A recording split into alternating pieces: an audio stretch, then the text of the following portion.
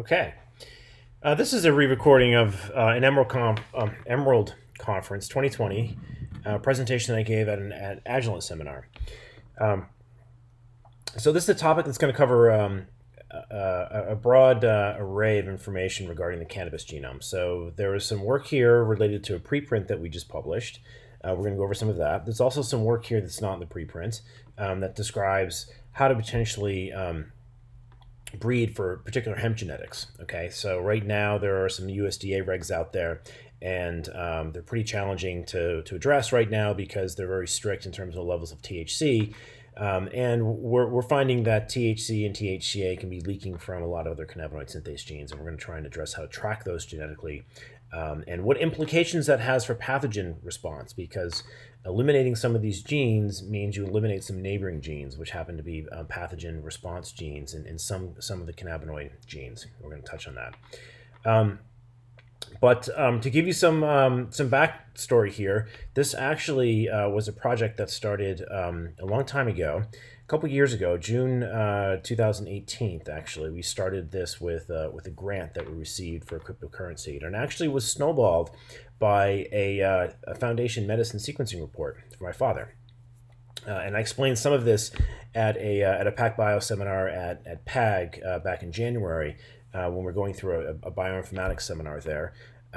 There's probably a recording of that floating around as well. But we had a sense of urgency to this because this Foundation Medicine report was actually a mutation of a tumor for my father.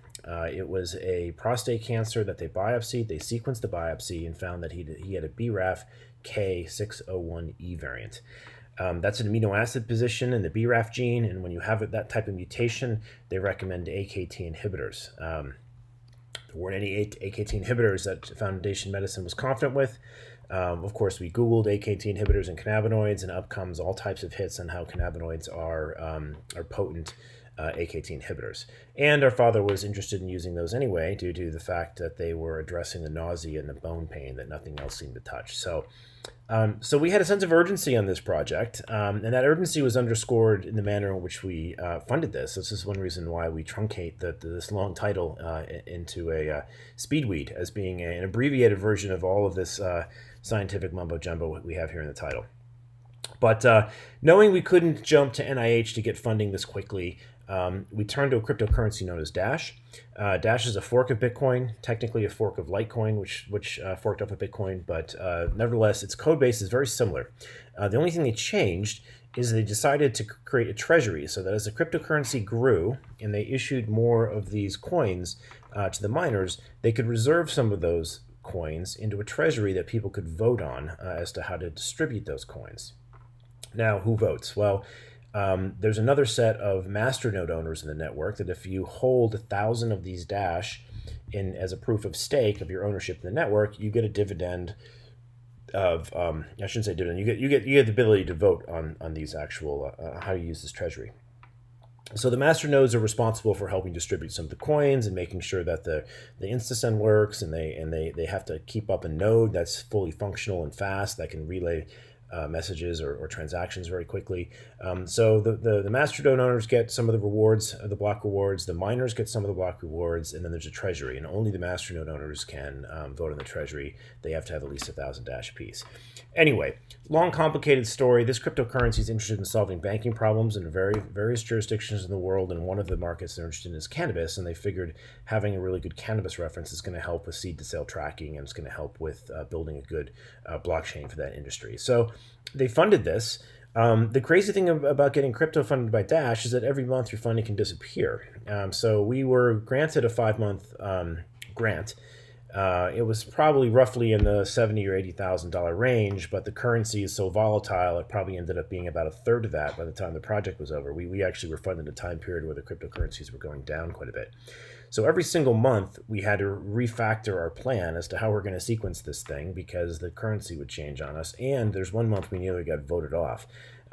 So it does change the pace of science. And you can see some of the stuff that's been posted on the page. There's a cryptocurrency funded genomics page of Mystical Genomics that will walk you through how this project progressed. And every single experiment has been logged, and every single negative experiment is up there as well.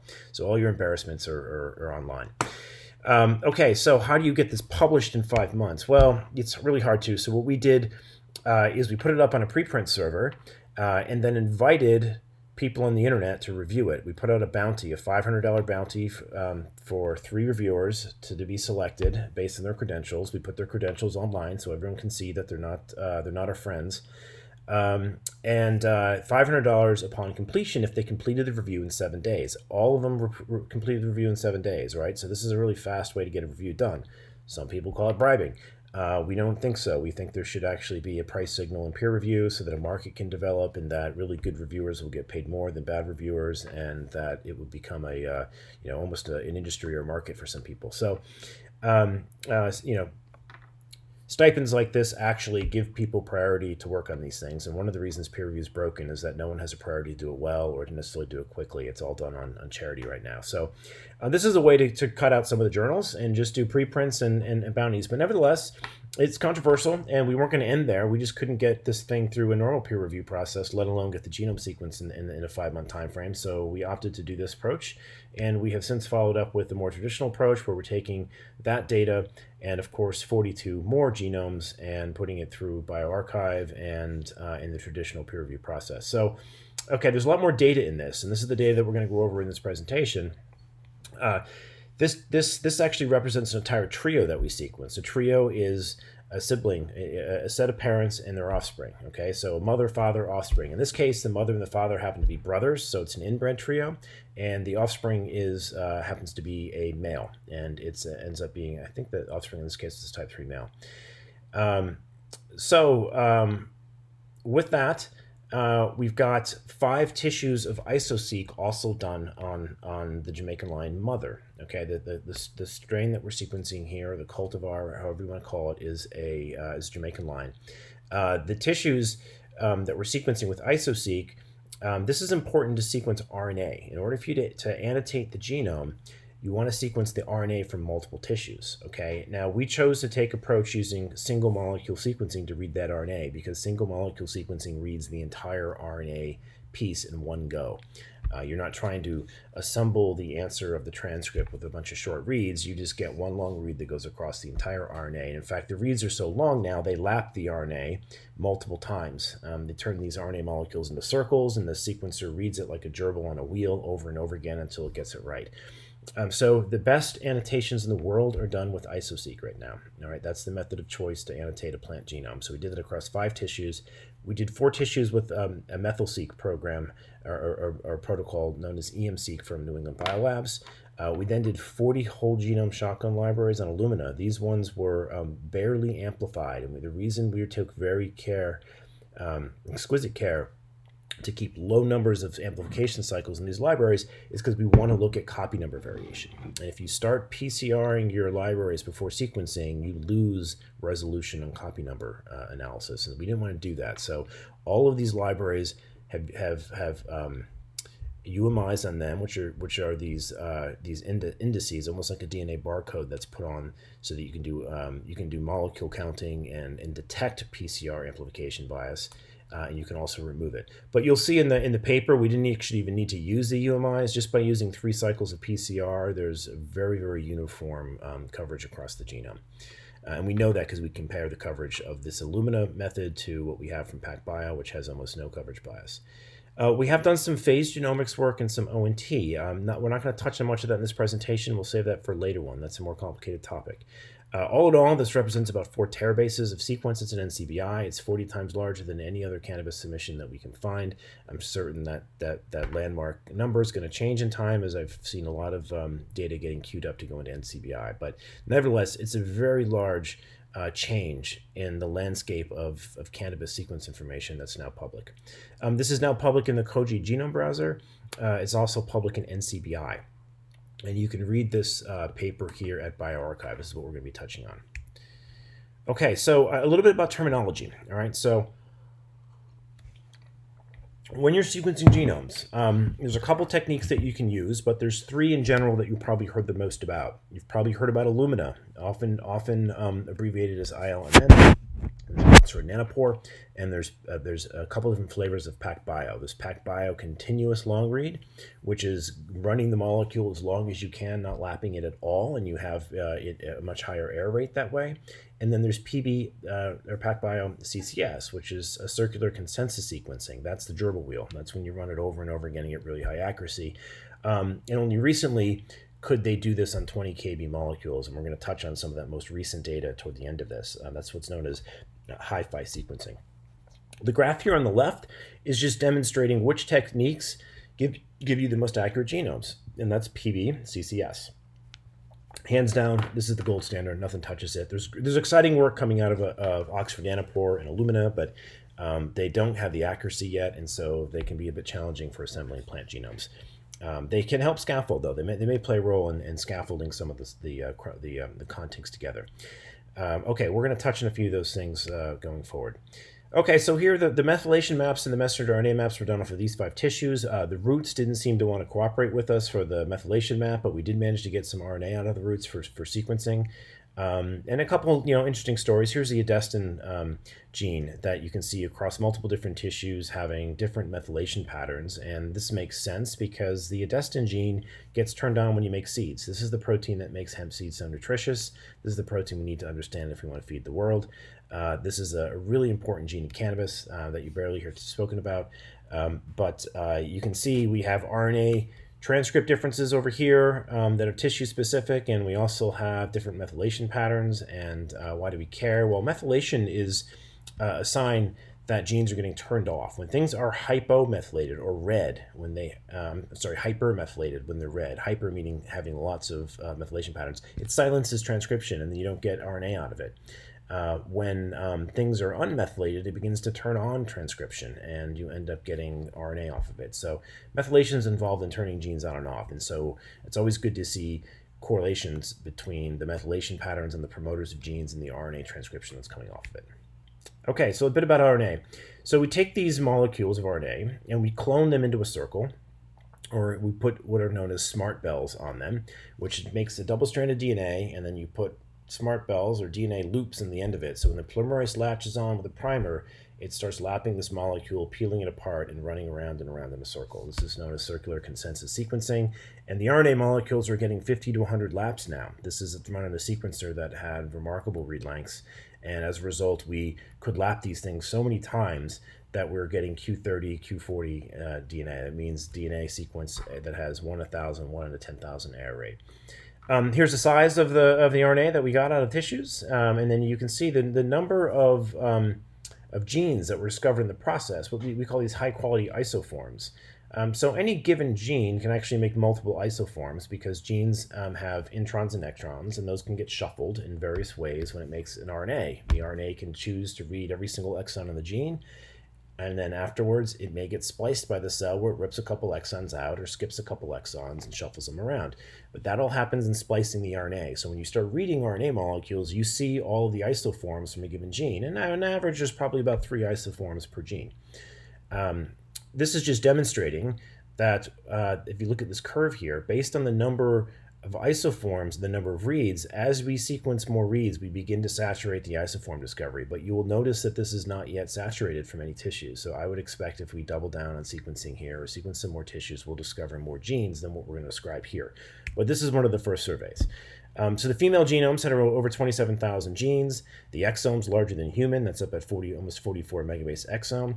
The exome includes UTRs, which are basically untranslated regions. These are regions that include the promoter and can include some of the terminators on the genes, and then all the exons that actually code for stuff from the first methionine to the last stop codon are known as CDS. Those are coding sequences. All right, so the exome includes the UTRs, and the coding sequence it only includes the internal exons. All right, now this stuff is scattered or defragmented all over the cannabis genome, if you will, across 121 megabases. So very large introns as well. The genes are easily disrupted with structural variation. Keith Allen published some work, encourage people to look at this. This is looking at a bunch of the terpene synthase genes in Jamaican Lion, and you can see the different families that are out there, the family A, B, and C terpene synthase genes, and the fact that they seem to have long introns in all of the family of genes. There isn't one particular gene family that has longer introns than the other, and he's correlated this with some of the chemical data that they're seeing at Steep Hill. Okay, now the male is very interesting because the male's bigger. The male has another 100 megabase. It's an entirely new chromosome, the Y chromosome, that the females do not have. And as a result of this, we're seeing about 4,444 male-specific genes. That brings the male gene model in this plant up to 32,000 genes. And about 80 megabases of this is Y-specific, and about 30 megabases is what's known as pseudo-autosomal Y. The pseudo-autosomal region of Y still crosses over with the X, so the genes that are on the Y that can still cross over with the X are important because those are traits, male-based traits, that can make their way into the X chromosome. All right, now the Y-specific sequence, or if the gene's on that section, well, it's unlikely you're going to find it breeding into your population unless you're keeping males around. All right, now, how do you assess whether these genomes are done? Well, the best peer review is actually other people utilizing this data in publications, and you saw that with Keith's work, and there's another paper here from the Orsburn laboratory that actually ran mass spec, not on Jamaican Lion, even though this image up here makes you think they ran on Jamaican Lion. What they did is they got MS spectra of peptides off of the plants that they worked on, and then they mapped those peptide sequences to the Jamaican Lion reference, and they're finding Jamaican Lion to have the most complete reference. We know that from just looking at the assembly statistics. We're going to go over that in a little bit as to what assembly statistics do you look at in order to evaluate the completeness of genome. But the other thing you can do is you can do an intersection, which is what we're showing down here in this Venn diagram, which is that 98.8% of the mass spec data we find corresponding homes for those in this DNA sequence information in the Jamaican Lion genome. Now, they discovered 12,000 peptides. This is probably the first time they did it. I wouldn't be surprised if that number rises in time as they dial up the sensitivity of the instrument or survey different tissues. So they're only seeing about 40% of the peptides that we see throughout the entire genome, but that's actually pretty good. When you think about how many genes are actually expressed in any given tissue, it's rarely more than that. So they're probably capturing every gene that's present in the tissues they surveyed. And if they survey more tissues, their number will probably soon match what we see complete in the Jamaican Lion genome. Mass spec data brings other information. It brings glycosylation signals that we don't have in the RNA data. So it's an important tool to complement the data that we've got. Okay. That being said, the RNA data is probably more sensitive. We can get single molecules of RNA sequence very readily, and I'm not as familiar with the sensitivities in the mass spec, but I imagine it'd be challenging to get down to single molecule levels with the complexity of the entire proteome, but maybe that's possible. Okay, so how do we start decorating these chromosomes? We don't really have chromosomes right now. We have an assembly that has contigs, which are just basically long contiguous stretches of sequence. And of course, those contigs are usually going to break when you hit the centromeres of the genome and the telomeres, because those are the ends of the chromosomes in the middle. Sometimes, if you're really good at this, you can get through the centromeres. They're just now getting through the centromeres on the human genome after, I don't know, 10, how many years is that now? 20 years of trying to finish it. So only recently have there been tools to do tip-to-tip or telomere-to-telomere assemblies, and we're starting to do that with Jamaican Lion. Okay, so decorating the male. Let's figure out what the Y is. What you do is you take the male flower RNA, those Iso-Seq reads, you map them to the female reference, right? And then the reads that don't stick to that reference, you map back to the male. That decorates the regions of the male genome that are unique to the male and have no home in the female. This is probably that part of the Y chromosome you might be seeing down here, which doesn't cross over with X anymore. This region up here, the top part of it, the smaller part, is believed to still cross over with X. This one, if we want to decorate it, this is what we do. And this gives us the information that's down here. And when we do this, we find regions of DNA that amount to about the size of a chromosome, 65 contigs, and one of the largest contigs in the genome. There's about 427 BUSCO genes in here, which is interesting. So BUSCO is a tool that we use to measure the completeness of genomes. And there's just over 2,000 genes in the BUSCO data set that they believe should exist in all plants, and you want to find over 90% of those. In fact, Jamaican Lion's finding around 97% of those genes are in the Jamaican Lion reference, and that gives you a sense as to how complete the genome is. Okay, But some of those are on the Y, which is kind of interesting. Unclear whether they're duplicates or not. They might have counterparts in other parts of the genome, but that's something to know. Now, the other thing to take note of is this process isn't perfect, right? There could be structural variants that are novel in the male genome that aren't male specific. They're just not in the female, but they're on one of the autosomes. And we'll touch on a few of those. And those would make it through this process, all right? So this is a combination of both what is male specifically expressed and also any novel structural variations, particularly inserts that could be in the male genome that would make its way through this that aren't in the female, all right? And we have a way to solve that. The way to solve that is with a whole lot of whole genome shotgun sequencing, which we shall touch on in a bit. Okay, so let's back up and talk about how you build reference grade genomes. Well, the best tools today are using Pacific Biosciences tools. There's also some Oxford nanopore material working out there. We're not fond of it at the moment because of its error rate, and the cannabis genome being so repetitive makes it really expensive and challenging to assemble genomes with its error rate. There are attempts to try and polish that error rate with Illumina. We have found that to be somewhat faulty, just due to the fact that you really can't error correct ONT data in regions that aren't mappable with Illumina. You get too many reads that pile up in that region, and you don't really know where they came from, and so your error correction is really a mirage. So we stick with the highest quality long reads we can get, and that's with PacBio. So here's the Dash-funded female genome. This was then crossed with a male. This offspring was actually selected. I'm sorry, it was a female. This offspring was selected because it was a runt. We were interested in genes or deletions that might impact yield, and so we selected one of the offspring that looked like it was having trouble growing, and turned out to be a real stubborn runt with hyper branching and whatnot. Okay, so we did tons of sequencing. For those who don't know, this is like 200x coverage of one of these genomes. This is 150x coverage of these genomes, right? We absolutely hammered these things with more sequence coverage than you would ever need for a couple reasons. One, we didn't really know how big the genome was going to be. Most other genome projects to date were still below the 1 megabase N50 number, which meant they were broken and not quite mature. Most of the DNA assembling people out there in the world want to see 1 megabase or greater N50s to call it in the megabase club, and we're pushing up to 3 and beyond. You'll see some later data pushing up to 5 and 8. Now, this is really the most important metric, is how long these contigs are, how deep they've been covered, and with what accuracy you have in the raw data, because this is the information you're going to look for single nucleotide changes in that are going to make an impact on protein function and make an impact on evolution. We measure almost all of the selective pressure by looking at these changes in SNPs, and you want those to be extraordinarily accurate. And the longer this gets, and the better these BUSCO scores get, that's a sign that you're coming to completion on the genome, and that you're doing it with the largest number of the most contiguous genome that you can put together. Now, there are some other genomes out there that have 750 kb N50, and they've tried to glue some of those contigs in order and orient them into a scaffold by using some linkage information and breeding, and that's an interesting approach. The only challenge is the linkage information that people are utilizing is coming from the Illumina sequencer, which has really short reads, and the reads don't always map very effectively. And so there is some confusion over what the chromosome names are right now in NCBI, and we're hoping we'll be able to address that with some of the data we have here.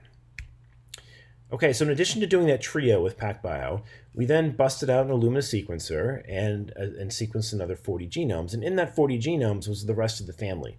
Okay, so one of these, JL number 5, which turned out to be the runt of all these, was sequenced with PacBio. The rest of these, well, it was, and also got resequenced with Illumina. Now, what you're looking at here, we've described in our Canopedia tutorial. This is the sequence coverage over certain genes in the genome. Type 2 plants have coverage across all of them. Type 3 only have coverage over CBD synthase. We don't have any type 1s in here. We have mostly type 2s and type 3s. Okay? Type 1s would have only coverage over THC synthase. All right, we also did an outcross. So we've got some sequencing information on not just sequencing a cross between an inbred pair, but we also outbred it to blueberry cheesecake, and we have some of the offspring of those as well. So an interesting tree. Okay, so now if you look at the 40 genomes we sequenced, and you take those Illumina reads and you map them against the maternal reference here, you can see the number of SNPs that we're seeing compared to the Jamaican Lion reference. So you can see the number of SNPs up here is in the 12 to 14,000 range. This axis are the insertions and deletions. They're highly concordant with the actual single nucleotide changes. And you'll notice all these type 1s are, about 10, 12, maybe 16 million SNPs apart. But when you get into the Jamaican lion family, it tends to dip.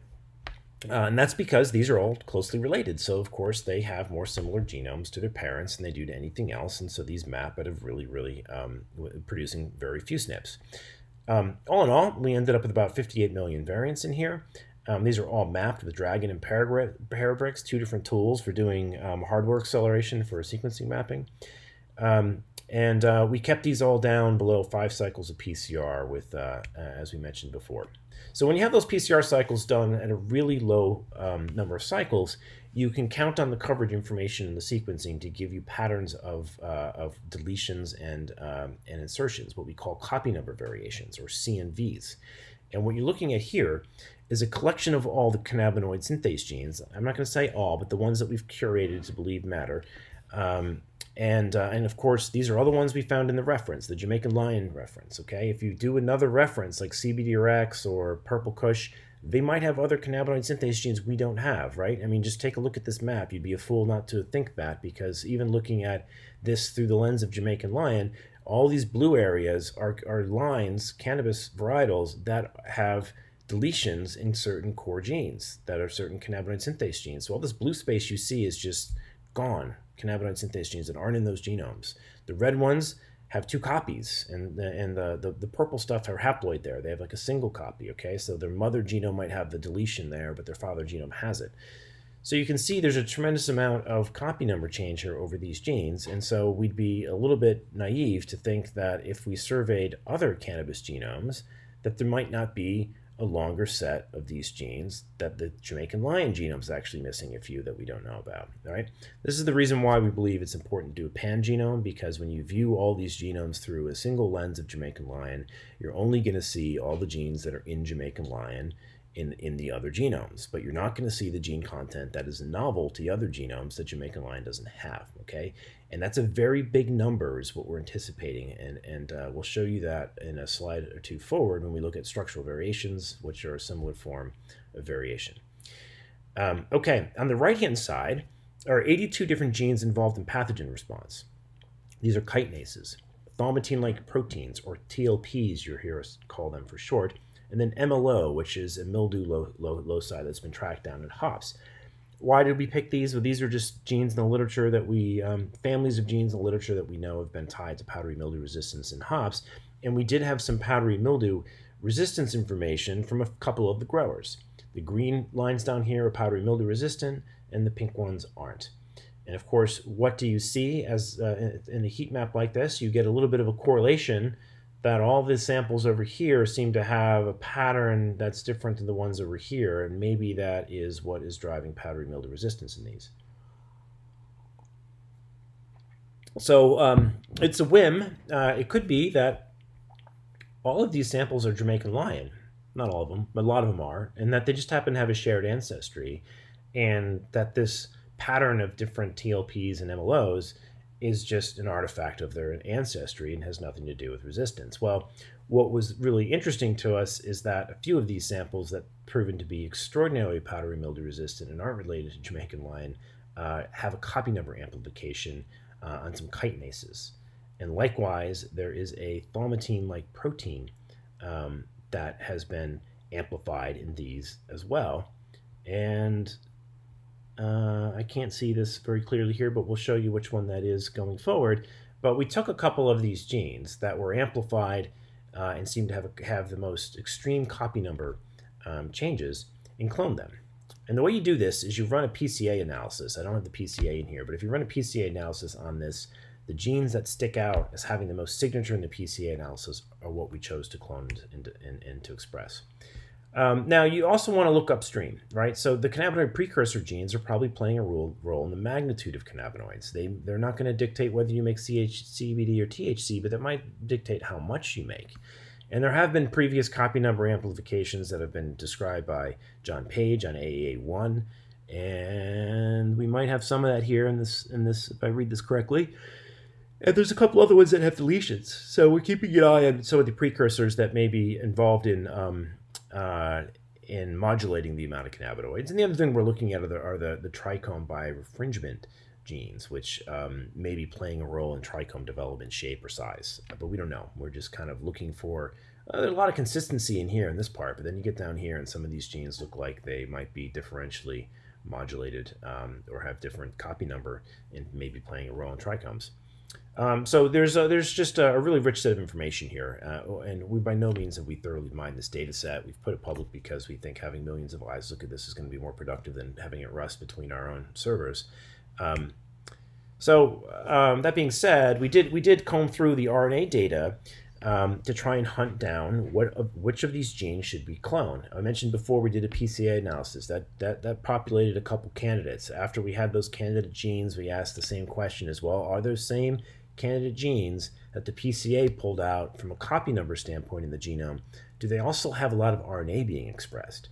So these are the cannabinoid synthase genes. These are the different tissues, and you can see that we have some expression, but it is pretty much zeroed in on having expression that is tissue specific for only a couple of the genes. In fact, the cannabichromene genes seem to only be expressed, at least in this Jamaican lion plant, and in the males. That may not be true in other plants. I've heard of cannabichromene getting expressed in female flowers, but it's just not the case with Jamaican lion. At least at the time point we harvested this RNA. You look down here at the actual chitinases, the TLOs, or the TLPs and the MLOs, and you see a much different picture. A handful of genes here that just don't care, they're not on at all, but you get down here and there are some heavily expressed genes. In fact, the most heavily differentially expressed gene in the genome are the chitinases. That was a red flag to us. In fact, they're not expressed in the roots at all, and we think that's because the roots want to communicate with the mycorrhizal and the fungi environment underneath the soil. It doesn't want to use chitinases that destroy microbes that could be doing nitrogen fixation for it. However, everywhere else on the plant, it's expressing chitinases galore. We just confirmed some of this RNA sequencing information with some of the methylation information to zero in on which one of these chitinases we're going to clone. And this is the one that got cloned and is sitting on plates with fusarium as we speak. There's some methylation patterns in here that we were combing over. This is what they look like actually when you bring them up in an IGV read viewer or genome browser. You see all of these blue regions and these red regions that are being silenced. Okay, so now that we have these enzymes, these targets, the genome, what do? You take that gene, you clone it into a coli, and you express it. And you get the coli to make lots of this protein. And then if you're smart about this, you put a little his tag on the end of the protein. This is for histidines, which happens to bind to nickel very readily. So when you're done making this protein, you can bind it to a nickel column, rinse it off, and hopefully still have active peptide when you come off this process. Doesn't always work perfectly because the tag sometimes alters the protein. Sometimes the E. coli glycosylates the protein differently than you'd expect in the plant. Sometimes it doesn't fold correctly in the plant. So it's a bit of a gamble, and we got quite lucky on this gamble. After we got this cloned and expressed, we took the protein and started putting it through beta-glucanase assays. These are assays that have a fluorescently labeled insoluble beta-glucan molecule that after it's digested, it's soluble. So you can monitor the digestion capacity of a thaumatin-like protein by putting it through this assay for a set period of time. You put a little bit of enzyme in there, and if it's good at doing its job, it will chew up that insoluble glucan that's fluorescently labeled, and the fluorescent molecules that come off that digestion process are now smaller sugar units, and now they're soluble. So you can then spin down the insoluble fraction and then measure the absorption that's in the supernate, and you get a measurement as to how active your enzyme is. Well, we have some activity from the enzyme that came out on beta-glucan. That's very exciting, and we've been comparing this TLP enzyme to some other chitinases and some other enzymes from a snail. Actually, the snail one is quite active. You can see some of that repeated over here, where we're playing around with TLP that came out of the inclusion bodies of E. coli versus ones that are cytoplasmic versus a couple of the other blanks. And what we want to see is that there is a high signal here. This is the the positive control is what happens if it's perfect, and you want the signal to almost reach the positive control. All right, so we're getting the most expression from TLP here and from here. This one went through dialysis to change the buffer. But when you apply these on to plants, what you want to look for are, now here are the Jamaican lion plants that have the enzymes natively expressed, and they're not getting powdery mildew despite having been placed in a tent surrounded by this guy who has it all over him. And it doesn't seem to transfer, even if you take them and put the leaves side by side, we don't get a transfer. There are transfer protocols described by Dr. Punja. He has some protocols with a certain amount of humidity. You put these and you should get transfer from one to the other. Now, the other thing we do outside of these assays is we grow some of the endophytes from the plant on actual petri dishes. Now, we couldn't do that with powdery mildew over here, because powdery mildew it's an obligate biotroph. There's no way to culture it other than on a leaf. So we are working on foliar sprays, and we do have some photographs of applying this to the plant, and there does seem to be some decay of the powdery mildew when you put enzyme on these. I don't have those photographs in this presentation, but they'll be posted. They've been posted online before. But what you're looking for is you take this technique where you put these tabs of Whatman paper, you have to sterilize them, of course, right next to the colony as it grows out. And right as the colony begins to touch those tabs, you start adding in the amount of enzyme to see if the enzyme retards any growth. And here's the blank, which is the vehicle control that this enzyme's in, and it seems to not do much. 20 microliters of TLP didn't seem to do much on its own. You add in a little bit of 2 different flavors of this enzyme, and you start to see it turn blue. And you put in a chitinase and a TLP in here, and you can really see an impact here. This line of blue and the cheese. This is a type of penicillium that you find in blue cheese, and you can see it starts to give you that cheese-like look where the blue is starting to change color. And there's an indentation on its growth in advance. Well, we did the same thing with Fusarium and Aspergillus. And the Aspergillus didn't seem to make a big dent, but we only did it with the TLP. We're trying to get more chitinase, so we do it with both. And we'll see if the cannabis chitinase actually fights it back a little bit better. But with Fusarium, what you can see here is that in the high and the medium side of this experiment, we're getting all types of disruption of growth. In fact, the pigment is changing. This discoloration in pigment has been published before. When you add any type of miticide on here or mycocide that might actually kill a fungi, the autofusarin expression turns off in Fusarium, and so you lose the pink pigment as you're starting to kill it. So that's a great assay to show you that the enzymes actually have some functionality. So we think we've got a good model for powdery mildew resistance in Jamaican lion. We don't believe that we've nailed powdery mildew resistance for all cultivars, because when you see this many genes involved in pathogen response, there's probably a dozen different ways to skin the cat, and there's probably convergent evolution where we see other plants have copy number amplifications of other proteins that we're not paying attention to, or that just aren't necessarily amplified in Jamaican lion, and those may in fact be another source of powdery mildew resistance in other plants. So we can't claim that this is the powdery mildew resistance gene for all of cannabis. I don't think that will be the case. I think we're going to find multiple different modes of resistance as we go forward. Nevertheless, we do have tools that can help monitor this while you're breeding to know whether your relative number of genes is going up or down in the process of breeding. You certainly don't want to breed yourself into a corner where you're missing some of these genes. Now, I do want to go back to tell you why that's important. This area here in the cannabinoid synthase map here, where you see full-blown deletions for a very large section of the genome, this is actually the cannabichromine cluster, okay? There are 8 cannabichromine genes in here. It's labeled as inactive THC synthase in NCBI, and that's because when they first discovered this, they noticed it didn't make a whole lot of THC, but it's believed that it could leak some. If you take these genes, CBD, THC, and CBC, and you clone them into yeast and feed them precursor under different conditions, they will promiscuously make multiple cannabinoids. Each enzyme itself is not a pure chemical reaction, okay? It has off-target effects. THC synthase can make a little CBD synthase. CBD synthase can make a little THC synthase, and CBC is believed to be able to make both the others as well, although it's less documented. So what else is carried along in this deletion? Well, this deletion also carries on. It's contig 756 down here, and you can see anything labeled with contig 756 that's blue is in that deletion, and these genes happen to be NIP1, TPS1, PIP1, NPF1, RMT, and SPAP. These genes are all involved in pathogen response. Okay, one of them is an aquaporin receptor. The other one is like a gibberellin receptor. All right, this is stuff you can't like. These are important genes that are really close to the cannabinoid, the cannabichromine cluster, and you can see the deletion has a variable stop point for each one of these cultivars. Not all of them have the deletion stopping at the same point.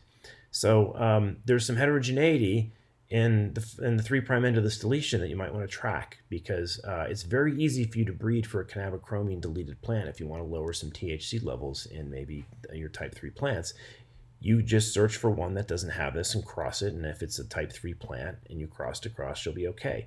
You'll notice a lot of the type 3 plants in here actually have the CBC, so a really easy thing to do is maybe cross it with some type 2s that don't, and see if you can lower your THC levels. Notice a lot of type 1s have it as well. Not all of them, but some of them have at least half, but these guys have 2 copies of cannabichromine synthase or catatraineric, and I think the other one is Citrix or Black 84.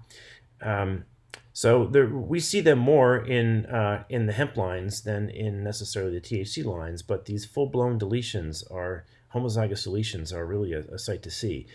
This is another reason why naming the actual chromosomes is going to get delayed, because a 2 megabase deletion of this size would confuse you as to whether you were chromosome 5 or chromosome 6. The chromosomes are usually numbered by size.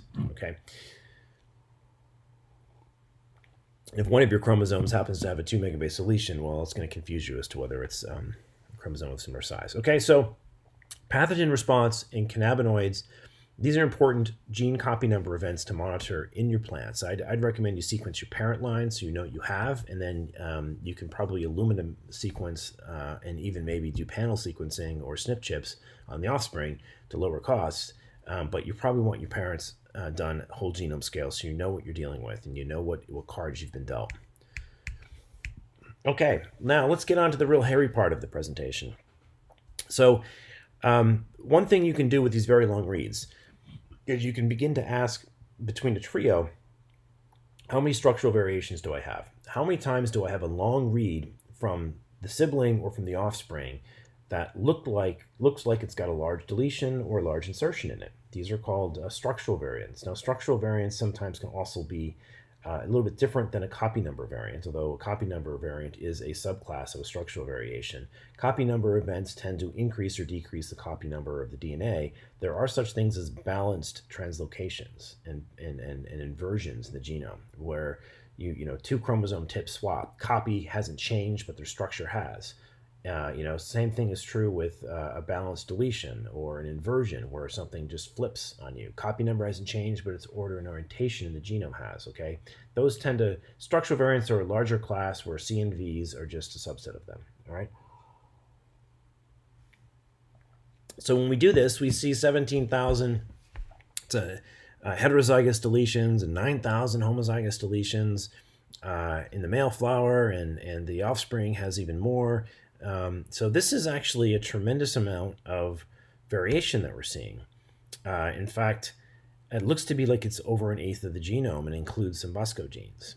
All right, so if there's this much structural variation going on in an inbred trio, now granted, I think this might be an extreme case, even though it's an inbred trio. I think the selection of the runt has caused some of this, that this thing was probably an unstable genome. And so we have a really high structural variation map right now. But it's quite surprising that it can happen in just a matter of 12 seeds. One of them's a runt, and we have all the structural variation. That's quite remarkable. Likewise, all of the Illumina data on the other 40 genomes supports lots of copy number variation. So it kind of implies this isn't really unique to our situation here, that there is, in fact, a lot of genome plasticity in cannabis. To give you some perspective, the human genomes have like 7 events per megabase in SV, and they have maybe a similar number of events, but they tend to be much smaller. They're only 1% of the genome. All right, we're upwards to 12% of the genome. So this is a much harder problem in cannabis than human. Now, so that makes you think, how can you pick a single reference? Well, you really can't, but if you're forced to pick a single reference, there are some criteria that you should think about in picking them. At the moment, if you go to NCBI, it will probably graduate anyone who's dared call chromosomes in cannabis. And a couple people have tried, And as a result, the 3 genomes that are in there, none of them agree on the chromosome nomenclature. All right, and I'm not surprised. That's because I think there's still some chromosome misassemblies that are going on, but there's also probably lots of structural variation between the biological samples that make these things very difficult to discern one chromosome from the other. So eventually we'll be getting the nomenclature right in these based on what genes or on what tend to be in which chromosomes, and probably not get so hung up on the size. But at the moment, we've got a bit of a chromosome mess going on in there. Now, in light of that, the chromosome scaffolding information doesn't really hold a lot of quality information. When you take contigs and you link them together with linkage maps, you don't have a real quality score on what is that scaffold made of. It's just an association that we think this contig is next to this one, but you can't put a probability on it, right?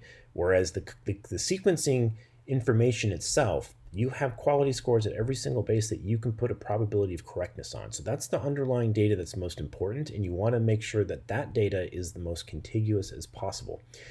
You can easily play some shell games in sequencing where you report really large scaffolding N50s, but they're based on chromosome or on contigs that are extraordinarily small, and those tend to be very poorly constructed genomes. Okay. The other thing you want to look at are the BUSCO scores. You want to make sure those are as high as possible. You also want to look at how much depth of coverage the genome has. And as we've shown you, we tend to have much higher coverage than anyone who's ever made a stab at this before. 100 to 200x coverage is not traditionally getting done. So there's far more raw sequence data on Jamaican Lion than there is on anything else that's in there. Okay. We also have some HiFi data that we can use to call chromosomes. However, when we've done that, we've just realized that our chromosomes disagree with theirs as well, and so we've got the problem of the fourth watchman, where we're not adding any more contiguity necessarily to the equation. We're just adding more confusion. So we've opted not to put that data public until we get it done on a couple different technologies, so that we can really confidently call what the chromosomes are in Jamaican Lion. And they still might be different than what we find in the other lines, just due to biological diversity. But nevertheless, we don't want to add to the chromosome confusion at the moment. So, okay, what are the other things that are key to making a gold standard reference? Well, you want to get both a male and a female genome sequenced, because we just showed you the Y chromosome is the largest chromosome. So you got to have a Y in your reference, all right? The other thing you want to do is get a trio, because you need to train your genotypers. Right now, the genotyping software out there has all been written for human, which is expecting a variant every 1,000 bases, and we happen to have a variant every 50 bases in cannabis, and those genotyping tools all need to be retrained, and the way that you retrain them is to sequence a mother, father, and an offspring, what's known as a trio, so that you can segregate sequencing errors and confirm whether or not they exist in the parents. If a sequencing error is found in one line and doesn't exist in the parents, it doesn't pass a Mendel check. That makes no biological sense. You flag it as an error, and now you can count your errors versus all the genotypes that you have that have Mendelian concordance between the parents. This Mendel check thing is very important for gauging genotyping accuracy, and it's only been done to date on Jamaican Lion. Okay, the other thing you want is a type 2 plant. Something that has both THC and CBD genes in this. You do not want a type 3 plant as a reference, because if you sequence a genome for a client and you map it to a reference that doesn't have THC synthase, and you fail to detect that their plant could potentially make THC synthase, then the criminal negligence charges that the USDA might throw at the grower are going to roll uphill to you. So no sequence provider, chip manufacturer, or tool provider in the space wants to touch a reference that doesn't have THC synthesis in it, because they have to be able to detect whether the reference has that. That's probably the number one thing in cannabis you got to detect, given there's criminal negligence for 0.5% THC or higher. Got to have THC. As I mentioned before, you want the longest reads, the most recent chemistry, the deepest coverage, and we've got that with Sequel 2 and with HiFi data. We're the only one who's done a cannabis genome on HiFi data. The data is already public, free to use it.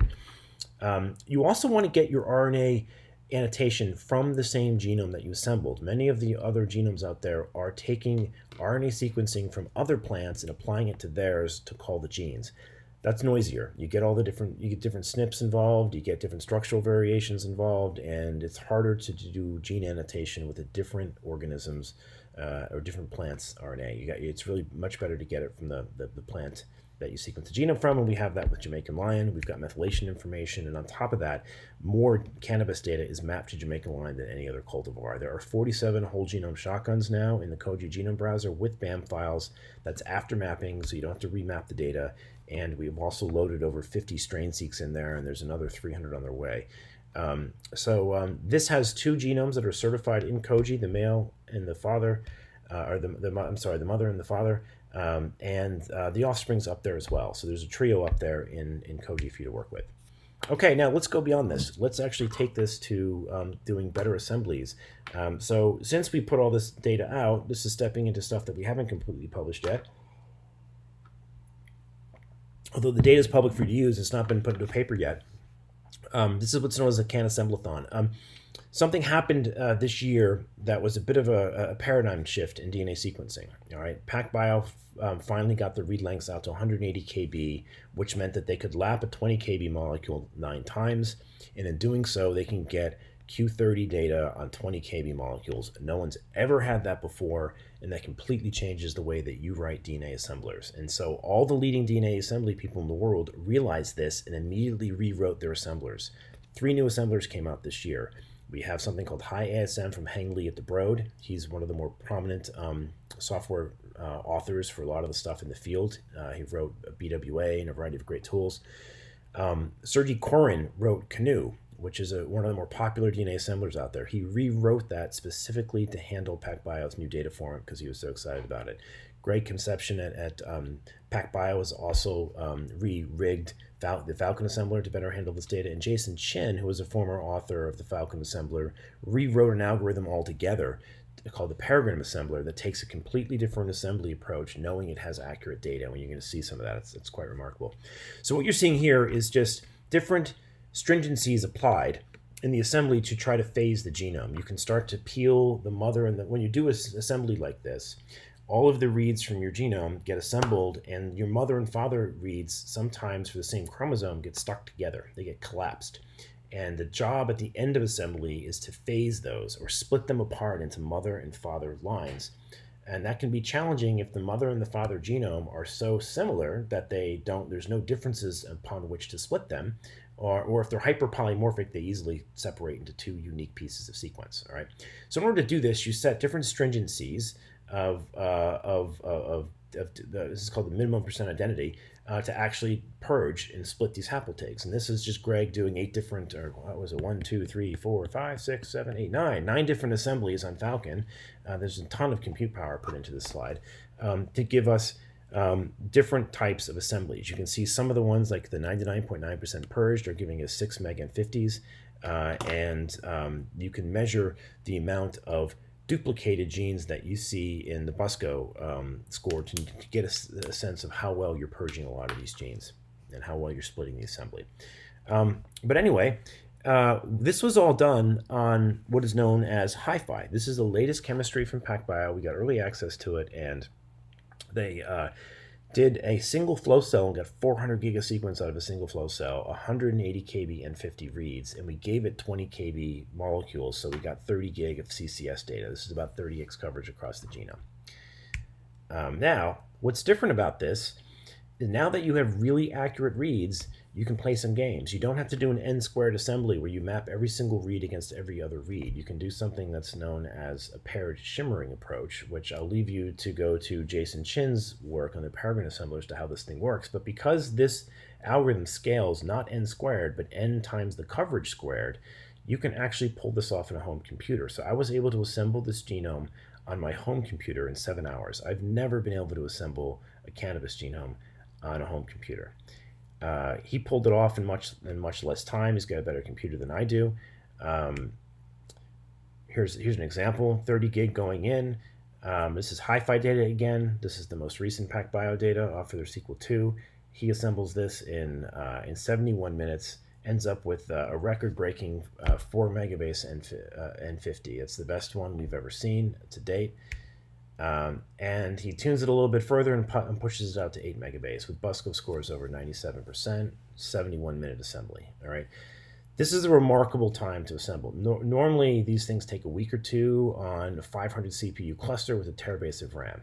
All right, this is 100 to 1,000-fold faster what we're doing right now. And from a CPU standpoint, I think it's actually 1,000 times faster from a CPU standpoint, because the HiCanoe assemblies took 4,000 CPU hours, and this one was, I'm sorry, it's 100-fold. It's 100-fold faster. But it being 100-fold faster means we can actually de novo assemble these genomes faster than we can map 200 million reads to them. So this changes the way that you think about genomics. If the assembly of a cannabis genome is now computationally more effective with PacBio, then mapping 200 million short reads to the genome, you start to switch plans. You basically do de novo assembly in your parents, so you don't have to worry about structural variants. You can get all those nailed, and then you can Illumina map to your references. You make your own personal references for your parents. We can help you do that. And that way, you're not playing a guessing game with what genes are there and what genes aren't there. Okay, well, the other thing that popped out of this was the CBD and THC in one contig. That's never happened before. That's kind of cool. You can see them scattered. This is the dot plot. So this is the repeat pattern that's around these genes, and it's absolutely remarkable. It's like this crazy fractal that you see. And in fact, here's another view of it. Here's another view of it. You've got all of this different repetitive material right as you come through this region. There's 5 copies in one contig and 4 in the other. So totally phased across many, many megabases. We've got them both together now. We know their distance. That's pretty cool. That's never happened before. Now, that being said, like I mentioned before, you probably don't know who these artists are if you're not of a certain age, but this here is Milli Vanilli, who are busted for lip syncing. And that's kind of what read mapping is, and we've tolerated it in genomics because it was so affordable and cheap. But now that the price of long reads are coming down and you can get large reads, you really should just move on and do de novo when you can, at least on your parents, all right? So we want to be like this guy who, from the looks of his eyes, is probably into cannabis. But this is the math here on the assembly time. Since you have 20 kb reads, you only need 1.5 million of them. And since you have more accurate data, you really only need like 15x coverage, but we did 30. This ends up being a much smaller number than taking 200 million reads and having to deal with 60x coverage. You need more coverage for the shorter reads. You end up having to deal with a lot more computation this way. So fewer reads to map, and the fact that we're not doing an n-squared algorithm here, if this were n-squared, it'd be 200 million times 200 million. That's a lot of computation, or 1.5 million times 1.5 million. Still a lot of computation. It's really only the square of the coverage that we're dealing with, which is a much, much smaller number when you use this Peregrine approach. It's still early with Peregrine, and we're testing it out. The other thing, one of the other assemblers that Sergey Koren updated was called HiCanoe. HiCanoe is one of the more popular assemblers now, and the remarkable thing about HiCanoe is it pumped out a 5.2 megabase assembly in this assemblathon, and a 97.4% Busco score, which is remarkable. But the thing that gives us the most faith that this is probably the best genome ever assembled for cannabis is that the telomeres are perfectly resolved. Telomeres are the end of chromosomes that have like the same sequence for very long stretches. In fact, you can see this repeating pattern down here, and it goes on for 1.5 kb here, 3 kb, 4 kb, 5 kb, 7 kb, and it doesn't end. It ramps all the way out to 26 kb, 43 kb. I mean, I've never seen a 43 kb repeat before in my life because sequencers just couldn't read them. It's really remarkable. And the fact that we have 17 of these now means that in the first attempt, the genome sent out, we should have gotten about 20 chromosome telomeres. The fact that 3 of them are collapsed is going to be probably pretty easy for us to resolve. What you'll see is there are subtle differences in these telomeres, and what they link to is different. So you can get a 20 kb read coming in here that bridges out here and has 1 or 2 SNPs in the telomere, and you can link another high quality read to it and extend it. And this is how we're getting out to some of these 43 kb telomeres. Now, why am I so excited about telomeres? There's not a lot of biological information in there. I mean, the molecular clock is probably in there. Your clones are probably getting shorter and shorter telomeres as you age. But the reason why we're so excited about seeing telomeres is that when you get perfect telomere assemblies, it's usually a sign that the repeats internal to your genome are all resolved perfectly as well. Because they're more divergent than telomeres. Telomeres are a simple sequence repeat that goes on for a long period of time. They're very difficult to discern. They usually are assembly knots. In fact, when we look at a lot of the genomes in NCBI right now, they don't have telomeres. You do see some internal telomeric sequences, which makes you think some of the chromosomes might actually be inappropriately fused together. So you get a telomere sequence in the middle. You can find that. That's also naturally found in plants, so you don't really know what to do with that information. But when you have assemblies that pop out beautiful telomeres like this, you have much more confidence that the rest of the genome has its repeats in order as well. All right, now what do you do with all this information? Well, what we've been doing with this information is designing really good qPCR assays to pick up yeast and mold. And many people skip this step. They don't bother sequencing the host genome, and this is the pain they have. Here's a group that made a microarray system where they put all these primers in the microarray, and everything in yellow hits cannabis. So they didn't bother to scan cannabis references as to whether or not the primers were going to hybridize to it.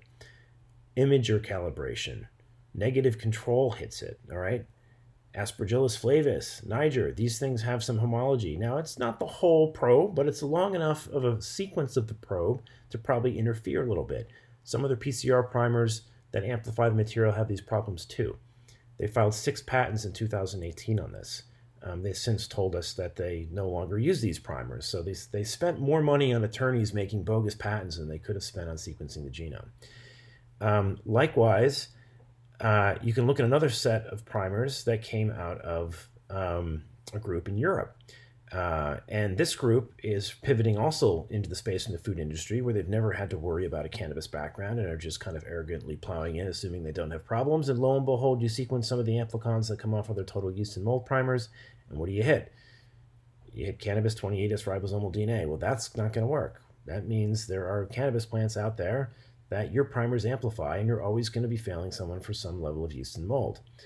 These are also polymorphic, so they may get amplification on some cannabis and not other strains. So you might get some strains that just look like it works on, and you always get mold on, and other ones you don't, and you blame it on the plant as always having mold, and really you just have some SNPs in your 28S and 26S ribosomal regions, and it appears as if the plant always has mold when it doesn't.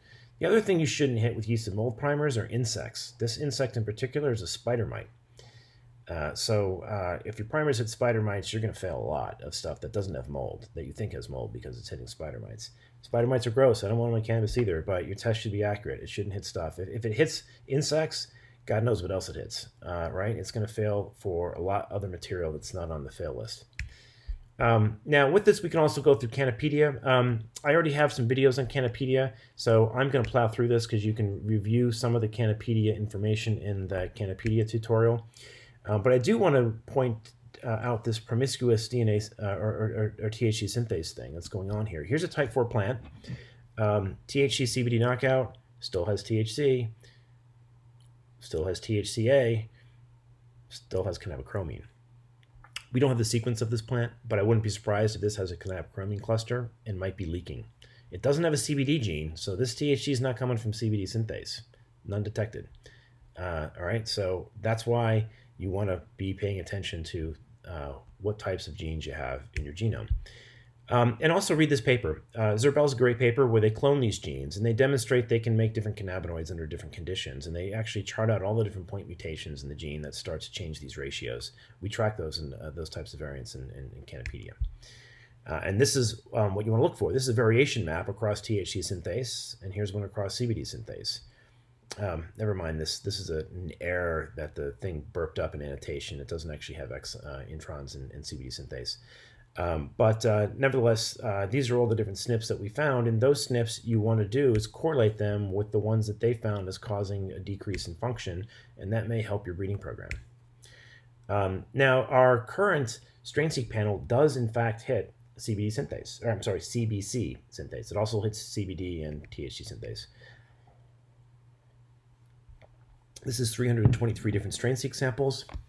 This is the sequencing coverage across them. You can see it craters down here on the samples that are cannabichromene negative. And if you pull some of these out of Cannapedia, you'll see they don't make any cannabichromene down here. They're cannabichromene negative plants. That's a good sign. That means that CBD synthase, which it is making, isn't making off-target cannabichromene. Not that it would matter, but it's just nice to know that there's some specificity there in one direction. Anyway, we use this to track people, so you don't have to sequence an entire genome to get to this answer. We can help you breed the cannabinoids with just a panel. It's a little bit cheaper that way, but contact us if you're interested in there. If you do get your data sequenced with us, there's a wealth of data you can compare it to. We have 4 terabases of sequence in a public genome browser that you can load your data in and view it and annotate it privately against the backdrop of all that public data.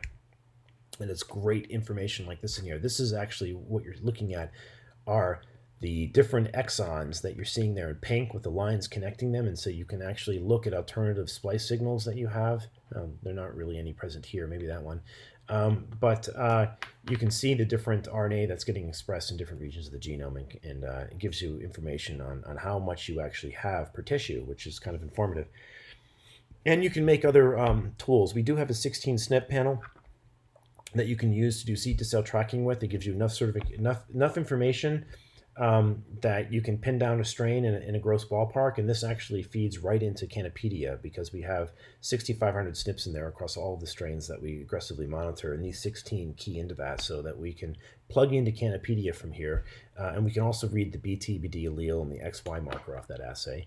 We're building virus assays. We're playing around with some other expression assays as well. But all of this is predicated on having a really good reference. On top that off, we do have 5 color aspergillus assays now. So Niger, Terrace, Flavus, and Fumigatus are all done in different wavelengths in one single tube with a 5th color for the cannabis control. There's more enzyme, the kits are more sensitive than before, and we have them working out with, some of these can work out with a live dead assay. You just have to be careful what channel you put the control for the live dead assay in. But anyway, this is a new kit that's out that greatly simplifies aspergillus testing in the field, and we know our primers don't hit all these other extraneous places in the genome because we've got more genome sequence than anybody else. We know how to make primers as a result of that, and that means you can make primers that do this. This is a beautiful sight to see. You take your primers, apply them against all these different organisms, and demonstrate that they do not hit off target. That is really key. So our aspergillus, all 4 of our assays have been screened against all of these organisms. This is part of an AOAC inclusion and exclusion criteria, and we're in an AOAC process of validating this now. All these people help pull this off. Takes a village. It is really an honor to work with a lot of them. They've been just tremendous aids and it's just diverse. It's diversity in terms of the expertise you have here. Experts in GPUs with people who know about methylation enzymes and single molecule sequencing and even some blockchains. That really leads to kind of a fun day at work every day. So, and then these people directly have been contributing to various aspects of the project. A lot of the folks here at Medicinal Genomics have put in long hours making all this stuff work with that crazy grant structure we had. And Dash has been a great partner in funding all this. And then all these folks as well who have chipped in over the years. So thank you, and hopefully that is within time.